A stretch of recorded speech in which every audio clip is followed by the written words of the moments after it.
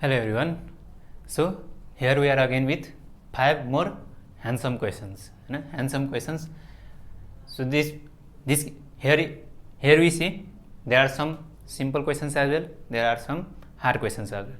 जसले पढेको छैन तिनीहरुलाई त हार्डै क्वेशन हो, जसले पढेको छ तिनीहरुलाई सिम्पल क्वेशन पनि छ हैन। धेरै सिम्पल क्वेशनहरु पनि छ यहाँ है। सो त्यो डिस्कस गर्दाखेरि सबै कुराहरु आउँछ।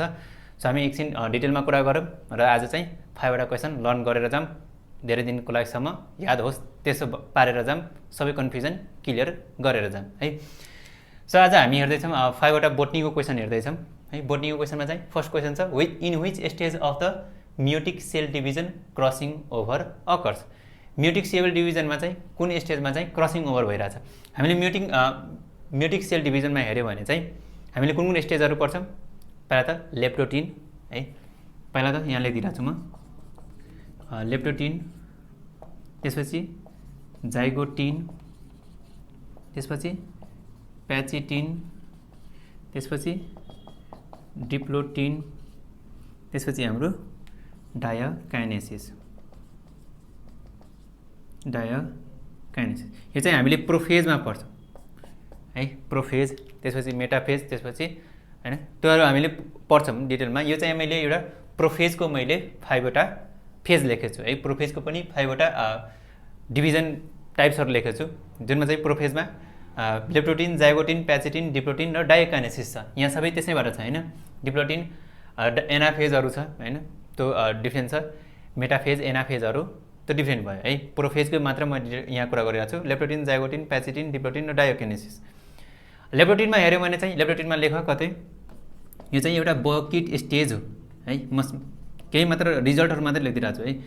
बकेट स्टेज छ र यहाँ हामी एउटा बिडेड क्रोमाटिन देख्छौं है। बिडेड स्ट्रक्चर इन क्रोमाटिन देख्छौं, याद छ बिडेड स्ट्रक्चर इन क्रोमाटिन। क्रोमाटिन त्यस्तो क्रोमोजोम्स त्यस्तो क्लियर देखिदैन, क्रोमाटिन मात्रै देखिन्छ जुन चाहिँ बिडेड स्ट्रक्चरको क्रोमाटिनहरु हुन्छ। बकेट स्टेज हो एउटा, यो BOE QET बकेट स्टेज हो। जाइगोटिन हेर्यो भने चाहिँ हामीले यहाँ सिनाप्सिस भएको देख्थ्यौं, सिनाप्सिस र अर्को भनेको बाइभ्यालेन्ट क्रोमोजोम बनेको, बाइभ्यालेन्ट होमोलोगस क्रोमोजोम बनेको जाइगोटिन स्टेजमा थियो। प्याचिटिन स्टेजमा चाहिँ क्रसिङ ओभर हुन्थ्यो है। प्याचिटिन स्टेजमा क्रसिङ ओभर भएर टेट्राडको फर्मेसन हुन्थ्यो, टेट्राड फर्मेसन हुन्थ्यो। टेट्राड फर्मेसन चाहिँ प्याचिटिन स्टेजमा हुन्थ्यो। डिप्लोटिन स्टेजमा चाहिँ कायजमाटा फर्मेसन, कायजमाटा फर्मेसन। डायाकाइनेसिसमा चाहिँ टर्मिनालाइजेसन, टर्मिनलाइजेसन है। लेप्टोटिनमा चाहिँ हामी बकेट स्टेज बिडेड स्ट्रक्चर देख्यौं क्रोमाटिनमा। जाइगोटिन चाहिँ सिनाप्सिस बाइभ्यालेन्ट होमोलोगस क्रोमोजोम्स देख्यौं। प्याचिटिनमा चाहिँ क्रसिङ ओभर। यो चाहिँ प्रोफेजको है। प्रोफेजको मेटाफेज, एनाफेजहरु पनि हुन्छ है, टेलोफेजहरु पनि हुन्छ। तर चाहिँ मैले यहाँ प्रोफेजको मात्रै कुरा, प्रोफेजमै आउँछ यहाँ प्याचिटिनमा क्रसिङ ओभर भनेर। यहाँ त्यही क्वेशन छ in which stage of the meiotic cell division crossing over occurs. कुन स्टेज छ हाम्रो answer pachytene. Pachytene is the stage where the crossing over occurs. Zygotene होइन, जाइगोटिनमा हामीले मात्रै सिनाप्सिस हेर्छौं, बाइभ्यालेन्ट क्रोमोजोम्स बनेको देख्छौं, क्रोमोजोम्स क्लियर देख्छौं एउटा जाइगोटिनमा। क्लियर छ। लेप्टोटिनको बारेमा म त्यहाँ लेख्दैछु केही कुराहरु। त्यसपछि हाम्रो Krebs cycles is involved in. Krebs cycle भनेको थाहा छ हामी ग्लाइकोलाइसिस, त्यसपछि डिकार्बोजाइलेसन अनि हाम्रो क्रेब्स साइकल्सहरु पढेको छौं है फिजियोलोजीमा, प्लान्ट फिजियोलोजीमा। क्रेब्स साइकल्सलाई हामी कुन साइकल पनि भन्छौं, citric acid cycle, citric acid cycle और TCA साइकल पनि भन्छ है। क्रेब्स साइकललाई नै TCA साइकल। यो भनेको ट्राइकार्बोजाइलिक एसिड साइकल, ट्राइकार्बोजाइलिक एसिड साइकल। यो सबै के हो एक्चुअली क्रेब्स साइकल्स नै हो। क्रेब्स साइकल्स चाहिँ मैट्रिक्समा हुन्छ, मैट्रिक्स अफ माइटोकन्ड्रियामा, मैट्रिक्स अफ माइटोकन्ड्रियामा हुन्छ। यो क्रेब्स साइकल कहाँ अकर हुन्छ, मैट्रिक्स अफ माइटोकन्ड्रियामा। माइटोकन्ड्रियाको मेन काम के हो, रेस्पिरेसनमा। क्लोरोप्लास्टको मेन काम के हो, फोटोसिन्थेसिसमा हैन। अस्मोसिस के को काम रहेछ, सेल मेम्ब्रेनको काम रहेछ अस्मोसिसमा। ट्रान्सपिरेसन त हामीलाई थाहा छ, ट्रान्सपिरेसन चाहिँ स्टोमाटाबाट पनि, लिप्सबाट पनि, लेन्टिकल्सबाट पनि हैन। एउटा हामी पढ्छौं गटेसन जुन चाहिँ हाइडाथोर्सबाट है। हाइडाथोर्स भनेर पनि याद गर, हाइडाथोर्सबाट के हुन्छ, गटेसन हुन्छ। त्यो पनि क्वेशन इम्पोर्टेन्ट छ। Citric acid cycle, TCA cycle सबै केले भन्दो रहेछ क्रेब्स साइकल्सलाई क्रेब्स साइकललाई सिट्रिक एसिड साइकल किन भनेको होला किनभने यहाँ जुन फर्स्ट कम्पाउन्ड हुन्छ त्यो फर्स्ट जुन हैन फर्स्ट जुन हाम्रो हैन फर्स्ट जुन हाम्रो हुन्छ त्यो चाहिँ सिट्रिक एसिड नै हो कस्तो कन्फ्युज भइरहेछ कन्फ्युज भन्दा पनि बोल्न उ भइरहेछ है सिट्रिक एसिड नै हाम्रो फर्स्ट कम्पाउन्ड हुन्छ जुन चाहिँ हाम्रो क्रेब्स साइकलमा हुन्छ है अब क्लियर भयो हैन फर्स्ट चाहिँ कम्पाउन्ड हाम्रो सिट्रिक एसिड हुन्छ त्यही भएर यसलाई हामी के भनेको छौं सिट्रिक एसिड साइकल क्रेब्स साइकलमा हाम्रो नेट रिजल्ट्स हेर्यो भने के आउँछ 3NADH2 अरु आउँछ है क्रेब्स साइकल्समा रिजल्ट हेर्यो भने के आउँछ 3NADH2 1FADH2 र 1GTP आउँछ है 3NADH2 1FADH2 1GTP चाहिँ हाम्रो केमा आउँछ क्रेब्स साइकल्स हो नेट रिजल्ट हो त्यो चाहिँ हैन त्यसपछि हामीले नेट अरु कुराहरु गर्यौं भने चाहिँ क्रेब्स साइकलमा भने कतिवटा प्रोसेस हुन्छ 6 वटा प्रोसेस जुनमा चाहिँ 4 वटा चाहिँ के रहेछ अक्सिडेसन प्रोसेसहरु र 2टा चाहिँ हाम्रो डिकार्बोजाइलेसन प्रोसेसहरु त्यो चाहिँ अब हामी क्रेब्स साइकलमा पढ्यौं भने डिटेलमा त्योहरु पढ्छौं सो क्रेब्स साइकल चाहिँ हुन्छ कहाँ म्याट्रिक्स अफ माइटोकन्ड्रियामा त्यो चाहिँ के कारण म्याट्रिक्स अफ माइटोकन्ड्रियाले के गर्छ माइटोकन्ड्रियाको काम चाहिँ मेन चाहिँ रेस्पिरेसनमा हुन्छ यो त युकार्योटिकमा भयो प्रोकार्योटिकमा रेस्पिरेसनको लागि के हुन्छ प्रोकार्योटिकमा रेस्पिरेसनको लागि मेसोजोम्स हुन्छ ब्याक्टेरियाहरुमा के हुन्छ मेसोजोम्स रेस्पिरेसनको लागि हाम्रोमा त माइटोकन्ड्रियाहरु रेस्पिरेसनको लागि हुन्छ Krebs cycles occurs in the matrix of the mitochondria है रेस्पिरेसन भयो nitrogen fixation is done by यो मैले डिस्कस गर्दै छु लेख्दै छु है nitrogen fixation is done by nitrogen fixation नाइट्रोजनलाई फिक्स गर्नु नाइट्रोजन फिक्सेसन गर्नु कसले गरिरहेको होला नाइट्रोजन फिक्सेसन यो त हामीले ब्याक्टेरियातिर पढेछौं नि याद छ कि नै ब्याक्टेरियातिर पढेछौं सो ब्याक्टेरियाहरु खोज्नु पर्यो red algae brown algae green एल्गीहरु त के हो एल्गी हो यिनीहरु थालोफाइट्स हो ब्लू ग्रीन एल्गी चाहिँ के हो ब्याक्टेरिया हो BGA ब्लू ग्रीन एल्गी चाहिँ के हो हाम्रो ब्याक्टेरिया हो जसले चाहिँ के गराउँछ हाम्रो नाइट्रोजन फिक्सेसन गराउँछ नाइट्रोजन फिक्सेसन चाहिँ ब्लू ग्रीन एल्गी जुन चाहिँ सानो ब्याक्टेरिया पनि हो हैन सानो ब्याक्टेरिया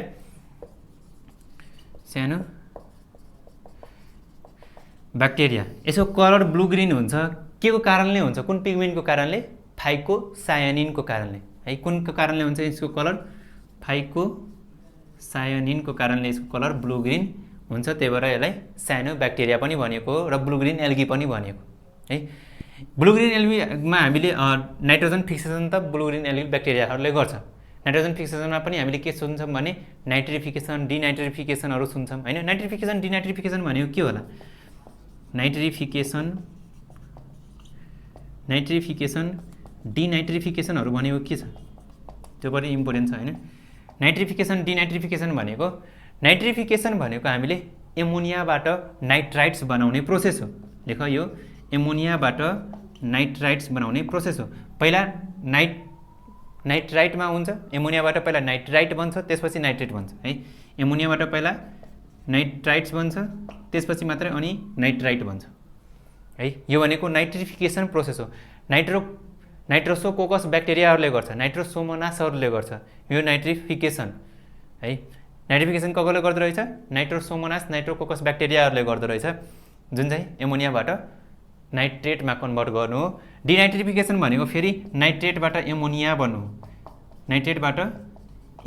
बन्नु यो चाहिँ डिनाइट्रिफिकेसन हो एमोनिफिकेसनहरु पनि सुन्छौं हैन एमोनिफिकेसन जुन चाहिँ नाइट्रोजनबाट एमोनिया बन्नु हैन त्यो भनेको एमोनिया बन्नु एमोनिफिकेसन जसले चाहिँ मेटाबोलिजम गर्छ के को मेटाबोलिजम गर्छ एक्सक्रेटाहरुको मेटाबोलिजम गर्छ एमोनिफिकेसन भनेको त्यो इम्पोर्टेन्ट छैन यहाँ है यो बुझिन्छ पहिला यति यहाँ त यो कुराहरु चाहिँ बुझिन्छ त्यसपछि हाम्रो एकाइनिड्स अकर्स इन यो सबै बोटनीको क्वेशनहरु है एकाइनिड्स अकर्स इन ल यो म मेर्दिन्छु एकाइनिड्स अकर्स इन हामीले एल्गीमा रिप्रोडक्सन पढेको छौं एल्गीको रिप्रोडक्सनहरु जसमा हामीले भेजिटेटिभ रिप्रोडक्सन पनि पढ्छौं सेक्सुअल रिप्रोडक्सन पनि पढ्छौं असेक्सुअल रिप्रोडक्सनहरु पनि पढ्छौं हैन मोस्ट कमन चाहिँ भेजिटेटिभ रिप्रोडक्सनहरु हो हैन असेक्सुअल रिप्रोडक्सन पनि हो हुन त हैन त्यसमा हामीले डिफरेन्ट असेक्सुअल रिप्रोडक्सनहरु पनि हेर्छौं के को फर्मेसन हुन्छ असेक्सुअल रिप्रोडक्सनमा त्यो पनि इम्पोर्टेन्ट छ म अरु कुराहरु गरिन डिटेलमा हैन यसमा आउने क्वेशनहरुको मात्र डिस्कस गर्दै दिन्छु एकाइनिड्स चाहिँ एउटा असेक्सुअल रिप्रोडक्सन स्टेज हो एकाइनिड्स चाहिँ एउटा के हो असेक्सुअल रिप्रोडक्सनको एउटा स्टेज हामीले asexual reproduction of algae asexual reproduction of एल्गीमा हेर्यौं भने असेक्सुअल रिप्रोडक्सन चाहिँ के बन्दो रहेछ त्यहाँ हेर्यौं भने चाहिँ हामीले एउटा एकाइनिड्स बन्दो रहेछ एकाइनिड्स एल्गीहरुमा जुन चाहिँ हाम्रो स्पाइरोगाइरा नस्टकहरुमा चाहिँ एकाइनिड्स भन्छ। स्पाइरोगाइरा नस्टकहरुमा यो चाहिँ थिक नन मोटाइल भनेको no motion, thick non motile हुन्छ र कस्तो हुन्छ भने अनफेभरेबल कन्डिसनमा बन्छ। यो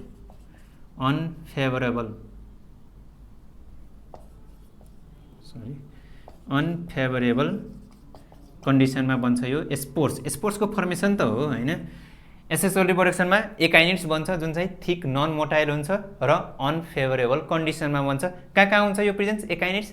नस्टक स्पाइरोगाइराहरुमा हुन्छ है। सो हाम्रो क्वेशन यहाँको त्यही हुन्छ, एकाइनिड्स अकर्स इन नस्टक।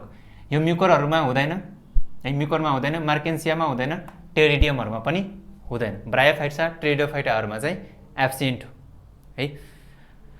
एकाइनिड्स बुझिन्छ। त्यसपछि हामी अरु पनि पढ्छौं है, एकाइनिड्स मात्र पढ्दैनौं, हामीले डिफरेन्टहरु पढ्छौं। जस्तै एप्लानोस्पोरहरु छ, जूस्पोरहरु छ है। एप्लानोस्पोर, जूस्पोरहरु छ। एप्लानोस्पोर, जूस्पोर। यो एप्लानोस्पोर पनि केमा बन्छ भने एप्लानोस्पोर पनि अनफेभरेबल कन्डिसनमै बन्छ। त्यो पनि थिक नै हुन्छ, त्यो पनि नन मोटाइल नै हुन्छ। एप्लानोस्पोर पनि थिक नन मोटाइल र अनफेभरेबल कन्डिसनमै बन्छ। जूस्पोर मात्रै फेभरेबल कन्डिसनमा बन्छ। जूस्पोर मात्रै फेभरेबल कन्डिसनमा बन्छ। जूस्पोरको एक्जाम्पलहरु लियो भने चाहिँ क्ल्यामिडोमोनासहरु चाहिँ जूस्पोरको एक्जाम्पल्स हो। एप्लानोस्पोरको हेर्यो भने चाहिँ यूलोथ्रिक्स, भौचेरिया और बचेरिया हैन, क्लोरेलाहरु, यो सबै कहाँ पर्छ भने एप्लानोस्पोरमा पर्छ है। अनफेभरेबल कन्डिसन, यो चाहिँ जूस्पोर चाहिँ फेभरेबल कन्डिसनमा है। यो बुझिन्छ यति त है। अरु पनि छ धेरैहरु, यो सबै हामीले एल्गीको रिप्रोडक्सनमा पढ्छौं। मैले चाहिँ यति भन्दिएको हो है। यहाँ एन्सर के भयो हाम्रो? Akinetes occurs in Nostoc. बुझिन्छ त्यो पनि। त्यसपछि चाहिँ हाम्रो which can be study through electron microscope. यो एकदम बर्निङ क्वेशन पनि हो जेनेटिक्सबाट। Which can be study through electron microscope. यहाँ के हुन्छ होला एन्सर? डीएनए र आरएनए लाई मात्र एक्सरे फोटोग्राफीहरुबाट पढ्न मिल्छ। एक्सरे फोटोग्राफीबाट मात्रै डीएनए आरएनए को स्टडी गर्न सकिन्छ। अरु पनि प्रोसेसहरु हुन्छ, त्यहाँबाट हामीले स्टडी गर्न सक्छौं। मोस्ट कमन चाहिँ एक्सरे फोटोग्राफीबाट चाहिँ हामीले डीएनए आरएनए को स्टडी गर्न सक्छौं। एक्सरे फोटोग्राफीबाट। इलेक्ट्रोन माइक्रोस्कोपबाट चाहिँ राइबोसोम्स को स्टडी गर्न सक्छौं। अल होइन फेरि डीएनए आरएनए लाई चाहिँ हामी एक्सरे फोटोग्राफी युज गर्छौं है। मोस्ट कमन चाहिँ एक्सरे फोटोग्राफी।